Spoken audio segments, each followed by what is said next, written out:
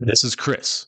Go ahead, make my day by listening to the Surely You Can't Be Serious podcast as Jason and Dee make your day digging deep into classic movies and albums from the 80s and 90s.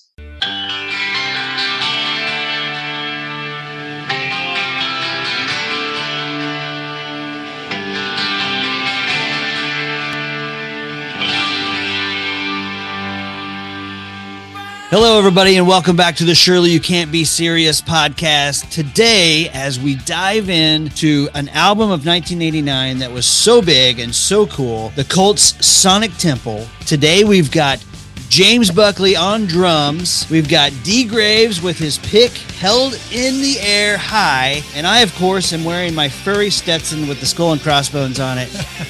We are ready to discuss the Cult Sonic Temple. James, how you doing, man? Wonderful. Hot day in Louisiana, but that's pretty much every day in the summer. Very good. Dee, how you doing? Yeah, amen over here in Oklahoma. It's hot up here, too.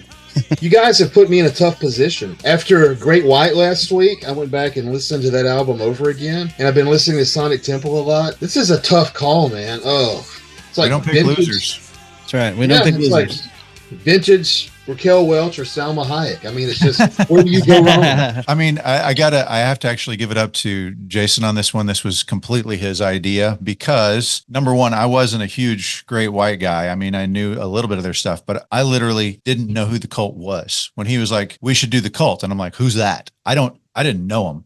And so this is a genuine 48-year-old man virgin experience with this album that you're about to hear my take on. So if you've never heard this album before, you're not alone in the room. I was a brand newbie when I listened to it for the very first time to do this podcast. So I'm excited to talk about it. I'm excited to hear your reaction. Yeah. So, hey, I did want to shout out our buddy on Twitter, Adam Mashewski. He said, hey, I wasn't a big Great White fan. I don't really even remember Twice Shy that much, but he said, along with several other albums, you guys made me re-listen, rethink, and reappreciate, basically. So, and I told him, I said, man, that's a huge compliment for us. If we can get people to take a second look and a second opinion, that's big league compliment. I'll take it. Absolutely. So, all right. Let's just jump in and start talking these tracks. I got to tell you, I will give you my take. You know, I will tell you my first experience with the album. I put the headphones on. I turned the volume up. I'm thinking, okay, imagine you're 14 years old again and you've just bought this album. And I turn this song on, this very first song for the first time. It's the introduction that any album would be happy to have. And I was just like, holy crap, how did I miss this? So song number one, out of the gate, it's called Sun King.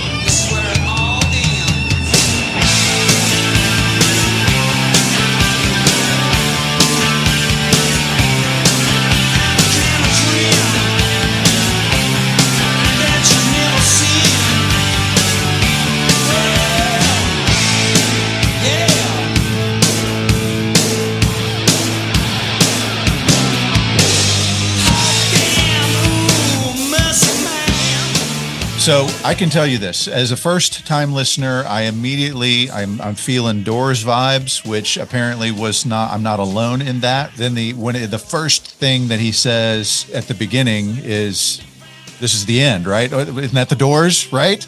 Yeah, Ian said this is where it all ends. Yeah, I guess he paraphrased it a little bit, yes. But I mean, you start with the organ, which is classic Doors stuff. He sounds so Jim Morrison in his voice, but it's a completely different style of music, in my opinion, except for maybe one of the songs on here. One of the songs is very strongly Doors, but you just get that vibe. But his voice is so solid. The guitar is rocking. The drums are rocking. This is a beautiful intro song. Blown my mind.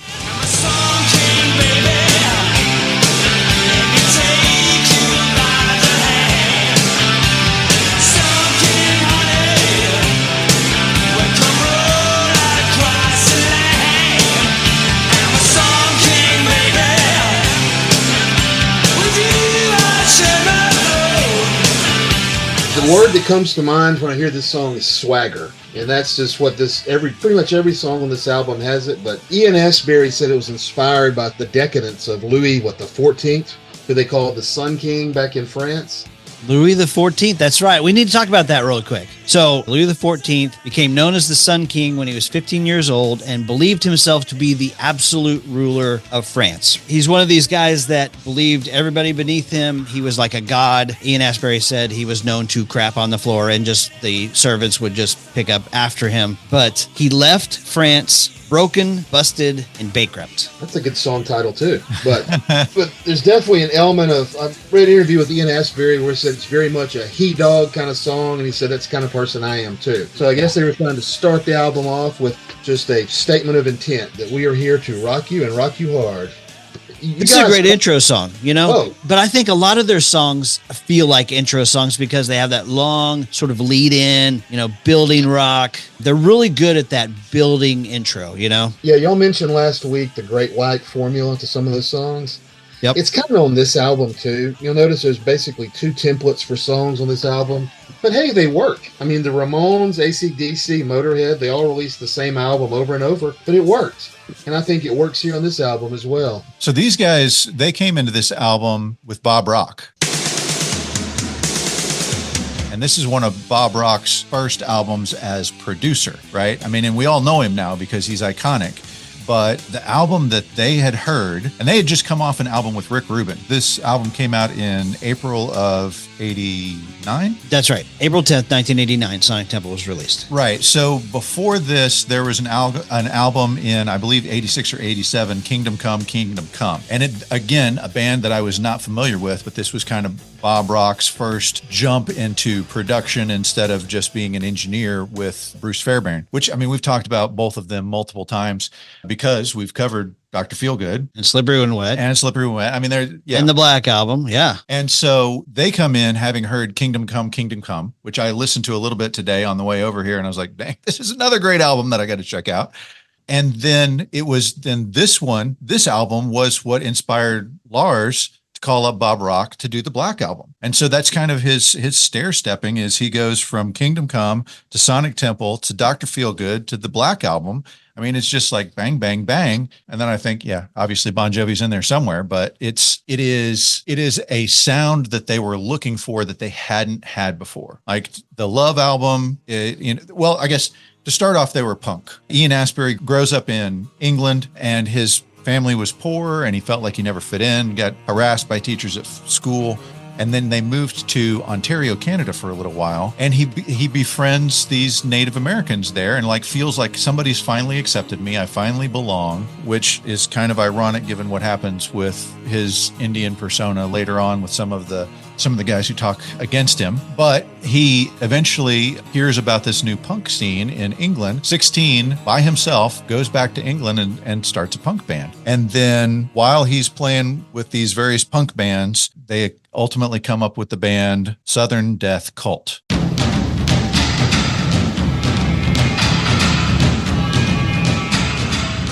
Yeah, which was named after a group of mound-building Native Americans. That was part of an archaeological term for, was it the Southwest Memorial Complex or something to that effect? So again, you're already starting to see signs of Ian's fascination with Native American iconography, culture, and all that. They were in the post-punk era, which is basically where punk started slowing down and hey, we can actually add melodies to songs. And you had, on one hand, you had bands like Joy Division, and then you had bands who went for a more sinister route, like Fields of the Nephilim. And then you had guys who were like the suave romantic types like Bauhaus, and Southern Death Cult kind of fit right at the intersection of all of those guys. Lasted not very long. Those guys break up. Then he starts up another band a while later called just Death Cult, which is where I think eventually that's where he first met Billy Duffy, the guitar player. And he and Billy Duffy had toured together when he was still with Southern Death Cult. Billy Duffy was in Theater of Hate. And so they toured together, those two bands, for a while. And then Southern Death Cult ended up signing with Baker's Banquet, an indie label, and they put out a song called Fat Man.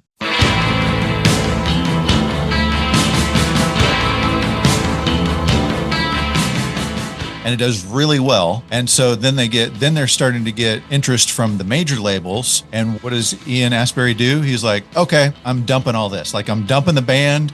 I'm dumping it all. I got my little grocery bag full of my possessions. And he goes and finds Billy Duffy and he's like, how about we start a band? His goal was never to be a rock star, which is weird since he went to Billy Duffy, whose only goal was to be a rock star. Yeah, their rise to fame is pretty interesting. I think even Sonic Temple, Ian Astbury was like, okay, it's time for us to make a platinum album.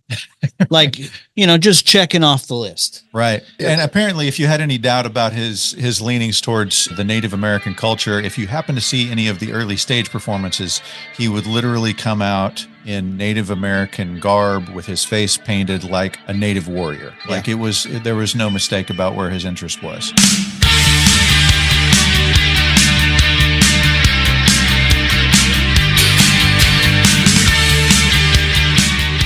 So, James, you've already talked about this a little bit. You've heard more of their music than I have. I'm guessing probably more than Jason has.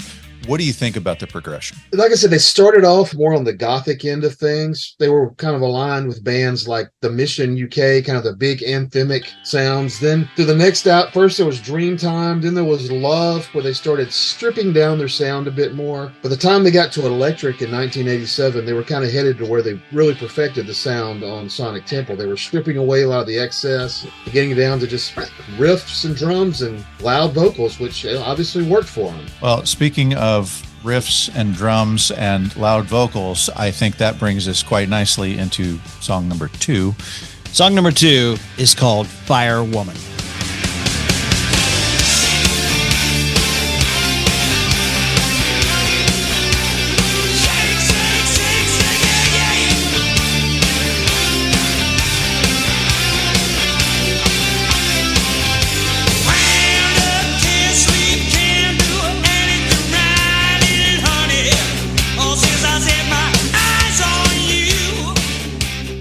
All right. Woo! And so the question that I posed to my co-hosts today on our text chat was, okay, which is the better stripper song? Fire Woman from Sonic Temple or Mr. Bone from Twice Shy?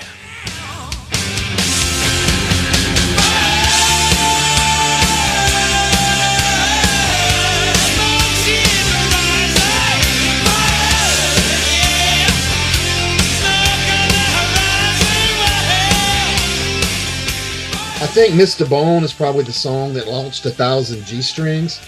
There's something about that really snaky, sinuous groove that seems to lend itself to a stripper's pole. I don't know, this song feels more like a bar fight song.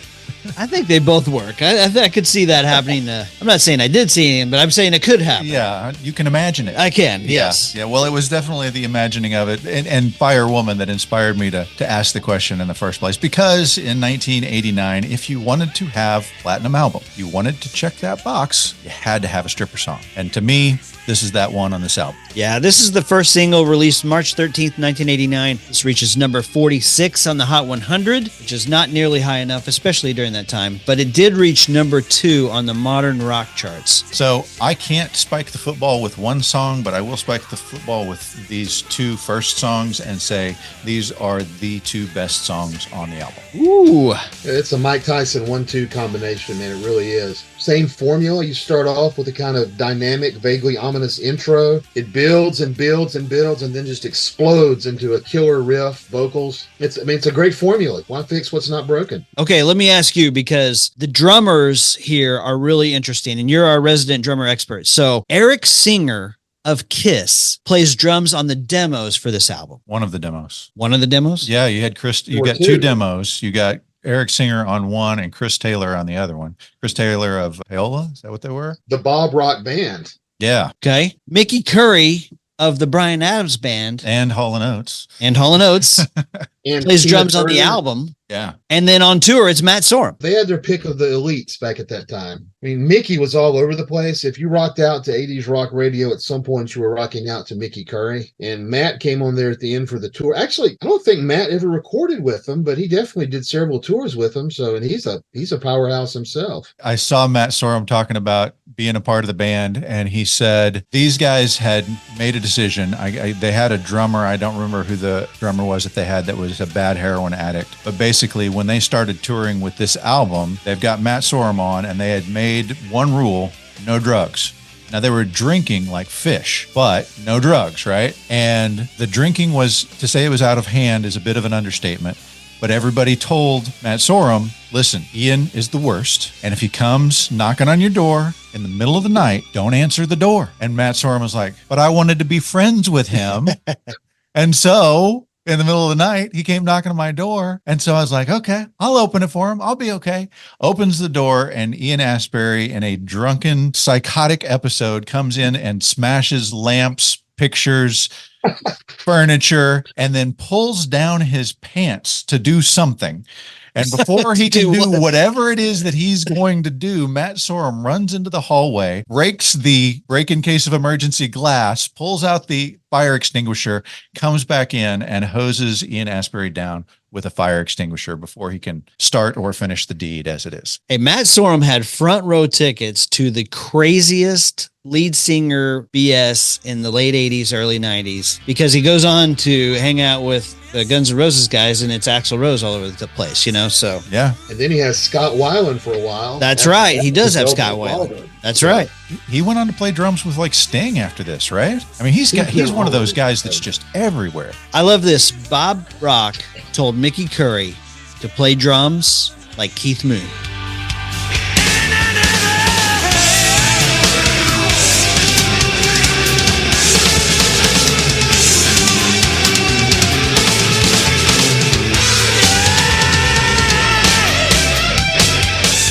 I thought that was a great quote. Oh, the big drum breakdown in the middle of Firewoman, that's total Keith Moon. Just toms and cymbals everywhere. I love it. I've tried to duplicate it with a band I played in a few years ago, and I can come close, but man, there's a reason people like Mickey are on so many albums. They take everything up a level. Yeah, Bob Rock actually talked about Mickey Curry. He said he made the band better, and Bob Rock says, you know, when I hear Firewoman on the radio, I think to myself, that song's good.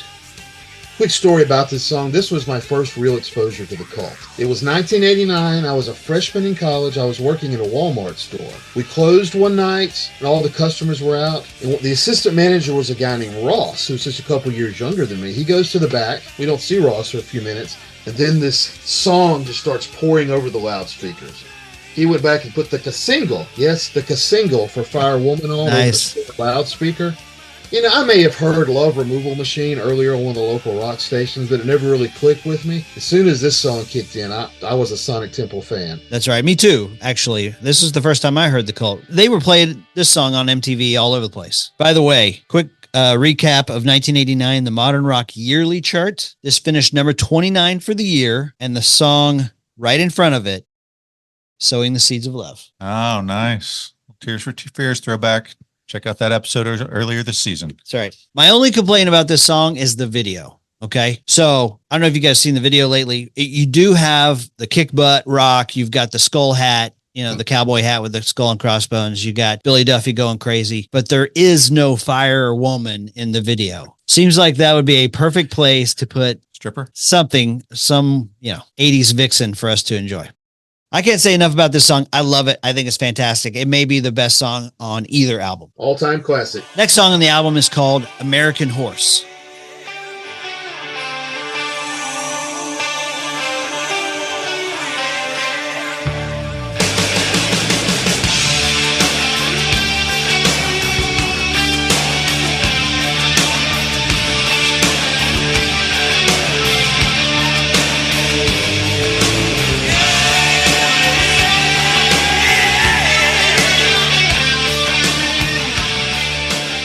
That is another killer song. Yeah, this is another one of the, I talked about the templates they used for this album. This is the one where it's the slower, grinding riff, and I love it. This was Ian Astbury's fascination with Native Americans coming through again. I read somewhere he said he had a dream about a black horse with an American flag over its back being whipped by some mysterious dark figure, and he assumed that had something to do with the treatment of Native Americans over here, and I guess later served as the basis for this song.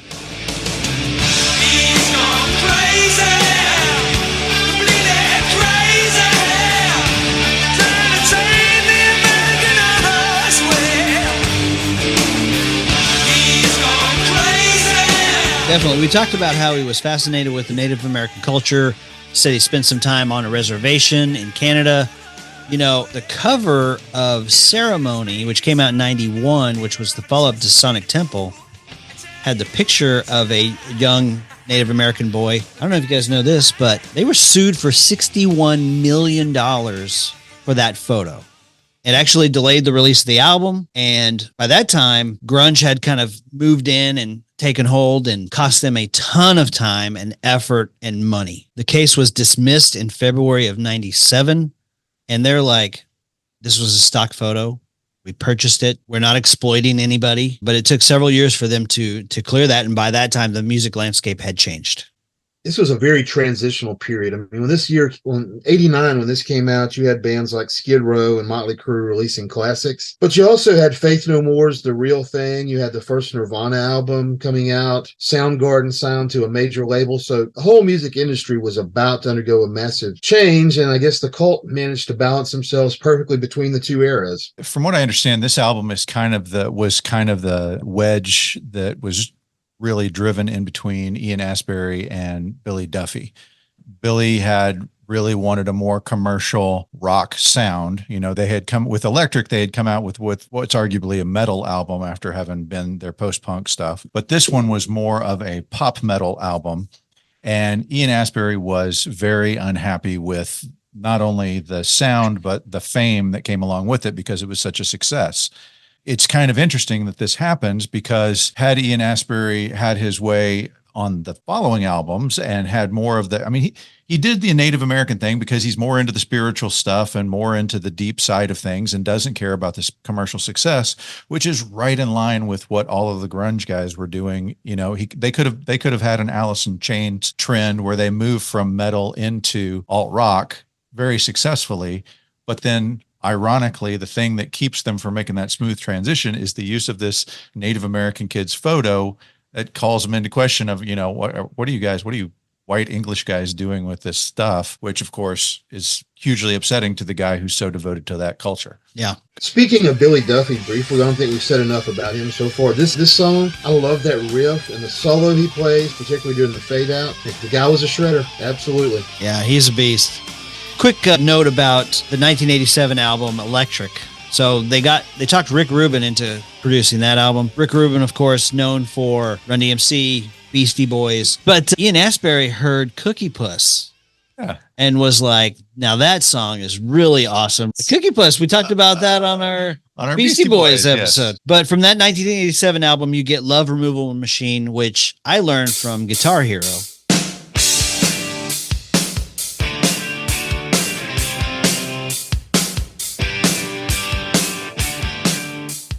I love what Rick Rubin told them when they sat down and said, okay, what are we going to do here? Is this going to be goth? Is this going to be rock? Is this going to be commercial? What are we doing? And so Rick Rubin says, do you want to play pussy English music or do you want to rock? And they said, we want to rock. And so here we go. I don't know if you've ever heard their cover of Born to Be Wild off Electric. If you haven't, you're not missing anything. It's truly not a good cover. Well, now we have to listen. Right. Let's hear it right here. All right, hold on. Get your motor running. Head out on the highway. Looking for adventure. Be whatever comes our way. Yeah, darling, gonna make it happen. Take the world in a loving embrace. Doesn't work for me. His voice does not belong on that song. Nope. I love his voice, and it does not belong on that song. I mean, it's got this perfect wolf-like howl. And you mentioned the Jim Morrison stuff. I think in the early 2000s, Ray Manzarek and Dinsmore, whoever, they started the Doors. I don't know what you'd call it, but Ian sang for a while for him. So he definitely lived up to the Morrison comparisons. See, that's fascinating to me. So he almost got the lead role in the Oliver Stone movie, The Doors. He actually turned down the role that eventually went to Val Kilmer. The reason why he turned it down is because he did not like the way Jim Morrison was portrayed. So think about, I mean, Val Kilmer comes in and absolutely kills it, which I heard that when Val Kilmer was trying to convince Oliver Stone that he was right for the part, he played him 3 songs and he said, which one is me and which one is Jim Morrison? And Oliver Stone couldn't tell the difference. And that's how he got the role. But Ian Astbury, the guys from The Doors took notice that he was almost hired for that role. They called him up later and said, hey, do you want to sing with us as we do The Doors? They became The Doors of the 21st century and performed a lot, except without their original drummer. So Stuart Copeland helped out. Pretty cool. I will always bend a knee at the mention of Stuart Copeland. Next song on the album is called Edie, Ciao Baby. The dogs lay at your feet. Oh, we caressed your cheek. Oh, stars wrapped in your hair. We laugh without a care. But you're not there.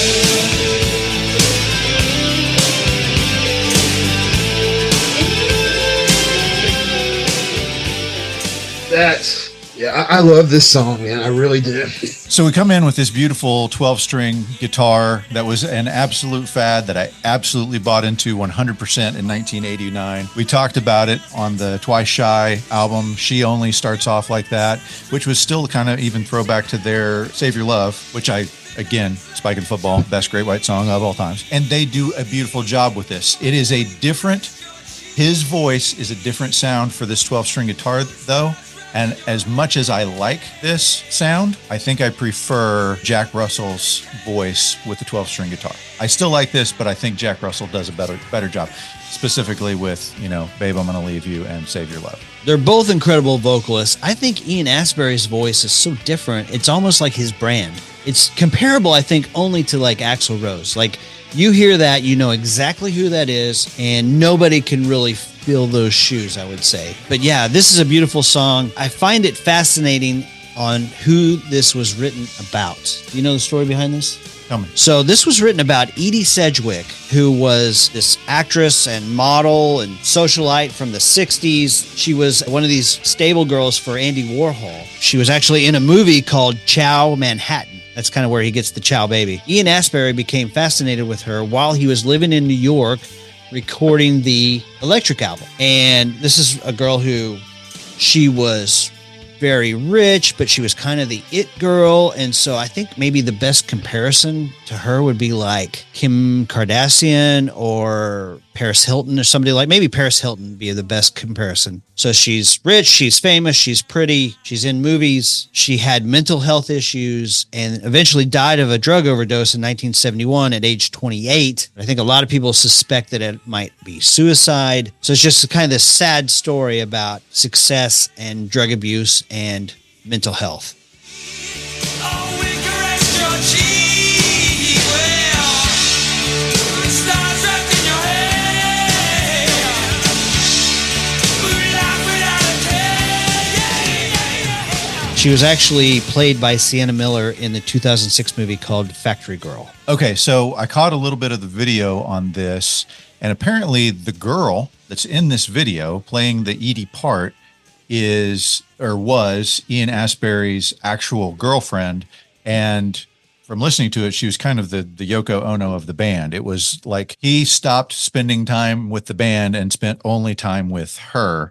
She's a beautiful girl and sounded like she was an intelligent person as well, but he kind of got infatuated with her, and that just added to the rift that was going on with this different desires of where to go and what to do with the music that was happening between Billy Duffy and Ian. You know, in the video, you talk about the video, she looks like Edie Sedgwick. And maybe that's the reason why he was so into her at that moment. Could have been. Also, in this music video, they have this, it's shot in New York City, clearly. They have the 8 cellists sitting at the corner of a major intersection. They're playing the cello. They're all playing the cello, which that was Bob Rock's idea to bring in the strings. And it works. It's so cool. But there is a gigantic billboard that has the Batman symbol. And I'm like, that was shot in the summer of 1989, without a doubt. Yeah. Fun part, the composer was a Canadian named Bob Buckley. Sadly, no relation. The guy came up with the strings and cello part, but he did an excellent job with that. This was the second single released June 26, 1989. I thought this was really cool. Bob Rock was approached by Little Steven of the E Street Band. Bob Rock's like, this guy's my hero. He doesn't even really care about me or know who I am. Came over, put his hand on his shoulder and said, I just want to let you know, my favorite string arrangement of all time is what you guys did on Edie. And he said, my favorite ballad of all time is Edie. Wow. Bob Rock said his jaw hit the floor. Sometimes you can meet your heroes, I guess. Yep. There you go. By the way, I watched some videos. I listened to some interviews. Ian Astbury was sort of similar to Nikki Sixx, that he would take journals, like tons of journaling, write down his thoughts, write down his feelings, write down what was going on. And Bob Rock said that even rubbed off on him. And so that actually became a habit of Bob Rock's because of Ian Astbury. He really says he changed his life. Pretty fascinating. Okay. Next song on the album. Next song on the album is Sweet Soul Sister.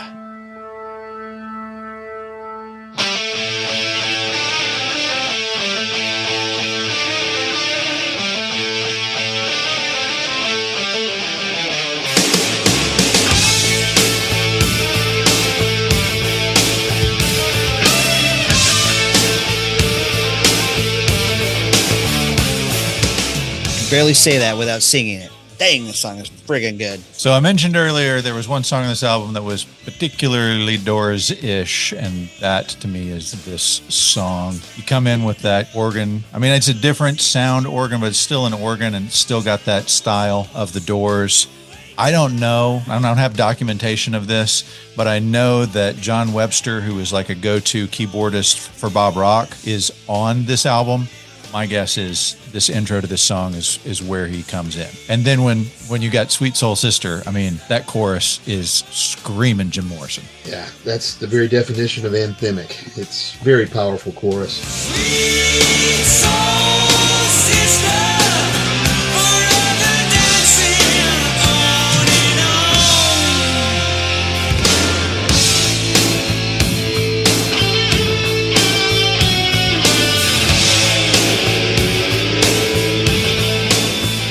I love this song. This is the fourth single released February of 1990. Buddy on my baseball team had this single, and we used to thump it when you drove from the school to the baseball diamond. So You had to be waving at the girls when you were doing this. Sweet Soul Sister. Top down, turn it up, waving at the girls as the Sweet Soul Sister chimes That's in. it. Andy Millerette, you and me, brother. So I want to talk just briefly about the bassist in the Cult. His name was Jamie Stewart, kind of a guy in the background. Bob Rock gave him a lot of credit for kind of being a bridge guy. But I heard a story where they were sitting in and Jamie Stewart's like, hey, I got this bass line I want to play you guys. Maybe we can do something with it. So he plays this bass line. He says, what do you guys think about this? And Billy Duffy looked him dead in the eye and said, Ian and I write the songs. And that's why this was the last album that he was on. Jamie Stewart's like, see you guys. I'm out of here. So he actually quit after the tour. And Matt Sorum, of course, was standing over there too. Matt Sorum, he was standing backstage when the tour manager for Aerosmith was telling Ian Astbury kind of the rules for their show as they opened for Aerosmith. Now, Aerosmith in 89 and 90 had reemerged from the dead and were really one of the biggest bands in the world. And the tour manager for the Aerosmith guy said, all right, listen, my only rule is don't go down this ramp. That's Steven Tyler's ramp. And there's this sort of whatever special effect at the end of it. I don't want you to go through that. So don't touch the ramp. Okay. And I guess there was like a hand at the end of it. So here we go. Show starts. Of course, Ian Astbury's like, oh yeah, well, watch this. Runs down the ramp and is stomping and kicking the whatever item it was, the hand. And as soon as they got done, the tour manager was super pissed. And they were like, you're fired. We're not taking any more of this crap. We can get anybody to come on with Aerosmith with us. You guys are fired. And Matt Sorum went to him, and he knew Steven Tyler personally, but he went to the tour manager and said, listen, let me just talk to Steven, see if I can smooth this thing over. Matt Sorum went to Steven Tyler and said, listen, Ian's English. He doesn't know what a ramp is. And so Steven Tyler's like, oh yeah, okay. So he got him to stay because he convinced them that Ian didn't know what a ramp was. Sweet soul sister, keep on pushing till it well, sweet. Call it ramps in English. Yeah, I guess. I love this song. Ian Astbury said he wrote this about the Americanization of the European culture. Before you leave Jamie Stewart, I have to note, the Cult stuck together despite the fact that they were, falling apart at the seams until 1995. But by that time, Jamie Stewart had retired from the music industry, went back to the UK, and worked as a software and user interface designer and lives in Oxfordshire with his family. He went from being the bassist in the Cult to software design. Good for him, man. Good for him. I bet nobody looks him in the eye and says, I do the computer designs around here. All right. Hit stop on your tape player, kick it out, flip it over for side 2. We start off this side with the song Soul Asylum.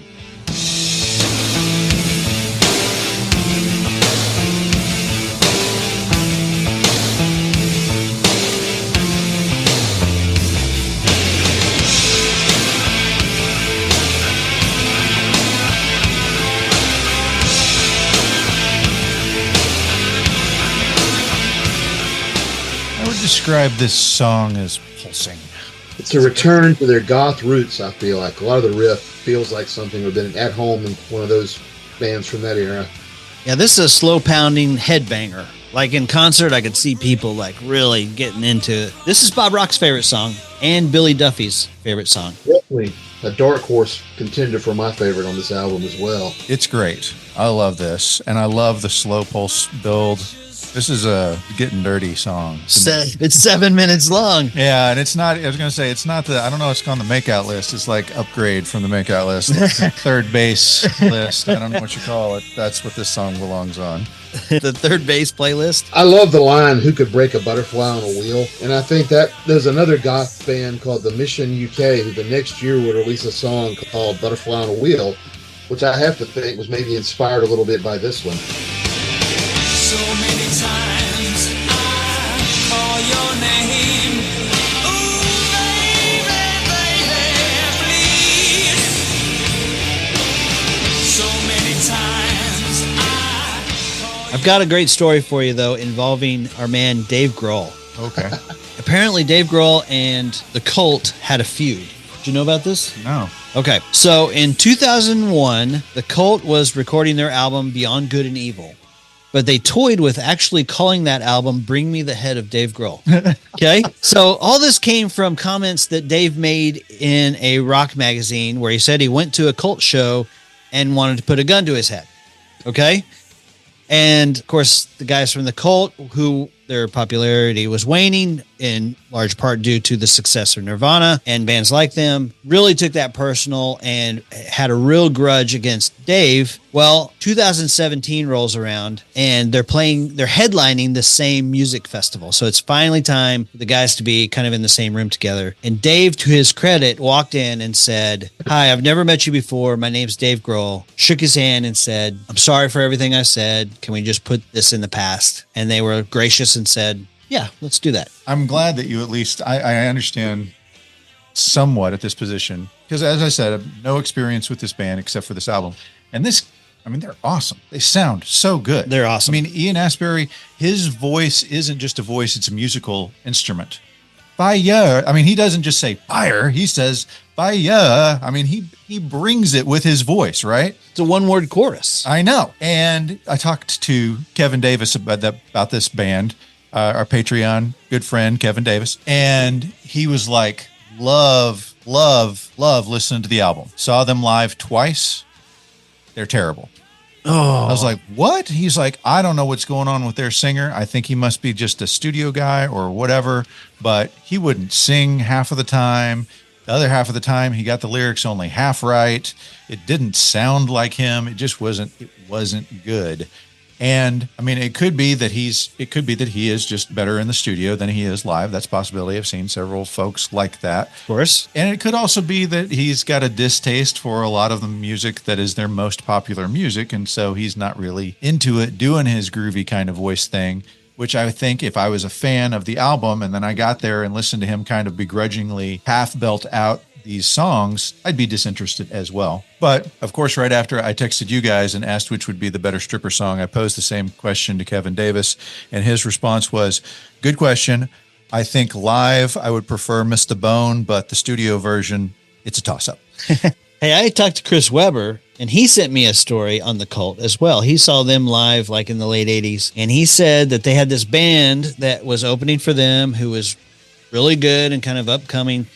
I guess maybe this was 87, maybe 88. Anyway, it was not unusual for the opening band to kind of prank the headliners. And so they came out on stage with nothing but towels on. And the Cult guys thought it was hilarious and sort of managed to get their hands on a few of the towels and kind of rip them off. And so they're running around stage. And that band was Guns N' Roses. I thought that was a great story. That's great. Okay. We done with this one? Yeah, I love it, man. I think it's one of the best on the album. It's a banger for sure. Okay. Next song on the album is called New York City.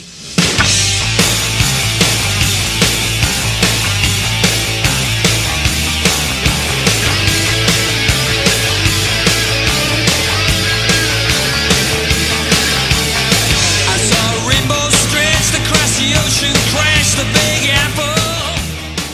This is formula rock at its finest, guys. Does that mean you like it or you don't like it? I mean, it's a good song, but I can tell that it is a cookie cutter mold.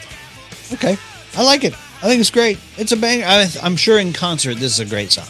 It's like several others. Billy Duffy said it was inspired by the time they spent in New York recording the Electric album, just the whole general vibe of the city. And my favorite thing about this song is that in the background, particularly during the little bridge, you can hear the vocals of the Mr. James Osterberg himself. Iggy Pop, baby. Yeah. I was hoping to stun you with that information, but I see Dee's got it pulled up. You're already on top of it, so. James even stole my idea of saying backup on the song is James Newell Osterberg Jr. Did you hear how he got to the studio to sing vocals? No. Okay. He went straight from a gig. Ian Astbury went over to that gig, picked him up on his Harley, drove him to the studio. When he walked in, like other members of the band and the producer, they're like, that's Iggy Pop. What's he doing here? Showed up just to sing vocals. Awesome. By the way, the second verse deals at least a little bit with the assassination of John Lennon. Okay, so we've had 7 songs so far and not a loser in any one of them. No skippers. No skippers, and most of them solid turn it up songs. Hey, the first 6 are bangers. But next song is called Automatic Blues.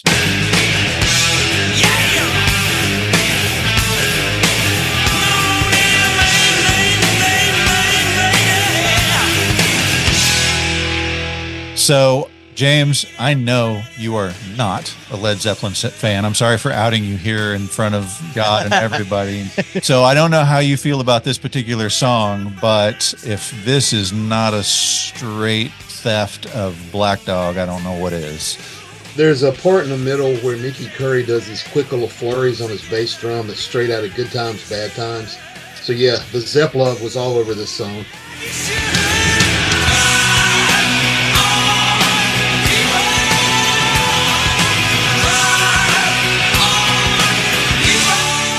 So how do you feel about it given that case?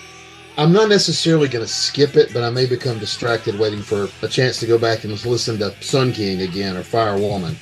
It's not an automatic skipper, but it's not my favorite track on the album. Jason? This is not a great song. This one's the first one that really doesn't work for me. Yeah, I feel like they're a little too on their nose with the Led Zeppelin love, and his voice is not Robert Plant's voice. It's a different style. It's not bad. It's maybe better for a whole lot of songs, but in this song, he shouldn't be singing this.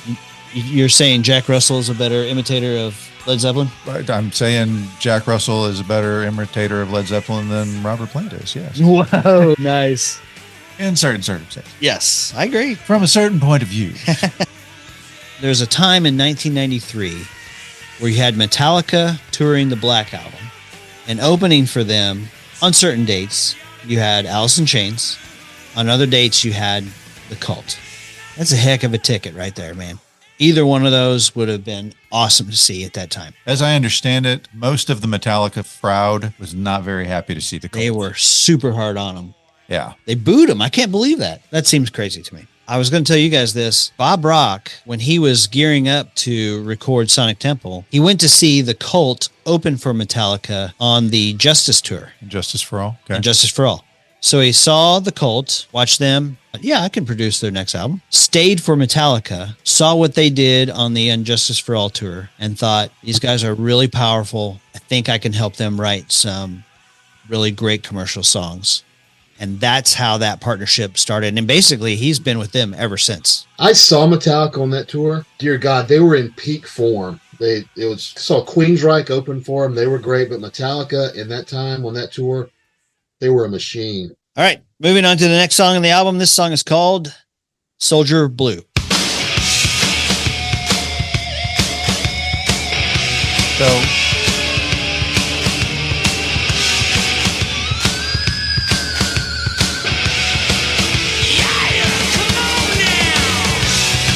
again, he doesn't just say yeah, he says yeah. Yeah. But to me, this one's all kinds of Mickey Curry. I want to know James's opinion on the intro drums on this one because they are freaking fire. Oh yeah, just that big bouncy shuffle feel. Mickey really kills it on that. This is the same guy who plays Summer, not Summer of '69. No, not Summer of '69. But Somebody and Heaven and all those great Bryan Adams songs. Yeah, and Private Eyes. That's it. That's it. I like this song. Eater. Yeah, Hall & Oates. He gets his chance to rock out and he takes advantage of it. Yeah. This is a great song. I'm a fan. Feels like they're attempting to make something a little more commercial, a little more mainstream. I dig it. This one is on the lower half of the album for me. I like the drums and I like the guitar, but I just don't feel like the lyrics on this one and the melody of the song is super enticing. No, it's not a bad song. It's just not gonna rank in my top 5 or 6 off the album. There's not a lot of room in the top 5 because the first 5 songs are friggin' amazing. Oh yeah. I did hear Bob Rock talk about this particular song and said that Ian Astbury is the same guy that you see on stage, that you see in the studio, that you see out to eat or whatever.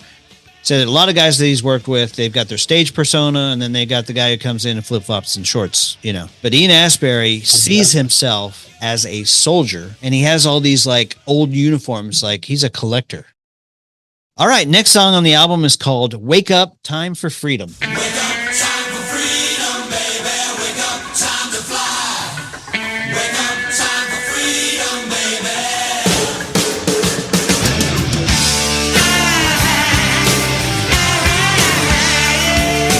Okay, I think that we have finally hit what I would describe as the first skipper on the album. Yeah, it's not great. It's kind of a hand clapper. I don't know what they're trying to do on this one.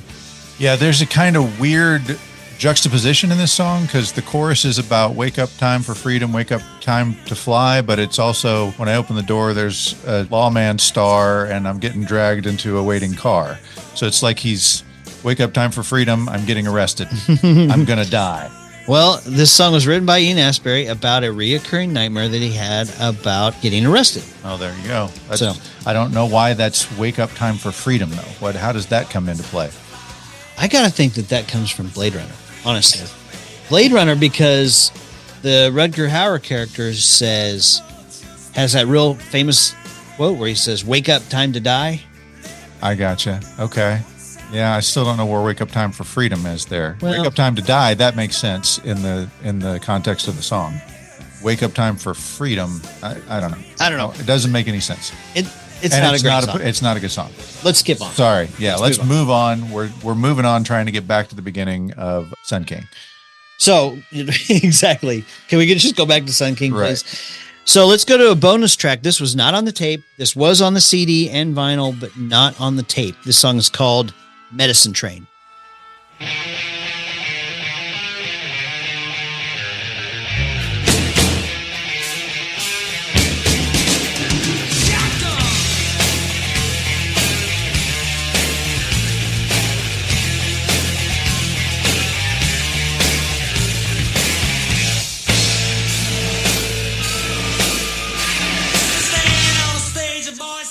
Okay, I got a very bait and switch kind of feeling on this one. I mean, I've got this fantastic blues harmonica harp coming in here, blowing me away, and then they just drop it and go ahead and go back to the just kind of standard rocking sound. I'm not really sure what a medicine train is, but here's some of the lyrics from the song. It says, standing on a stage, the boy started shaking, lip curled back, place started quaking. I'm getting a strong Elvis vibe on that one. Like this is very reminiscent of Elvis as a boy when he went to the revival and kind of was inspired to become a singer. When the lip curl, that I mean, it's just making me think Elvis. Elvis has got a song called Mystery Train, and Medicine Train is a mystery. So there you go. I don't know. That's all I could do on this one. Okay. Love the harmonica at the beginning. The rest of the song is just kind of meh. I wish they would have kept up with the harmonica that they had. Okay, this is not a great song, but it does give us this lyric. shooting from the hip in the Sonic Temple.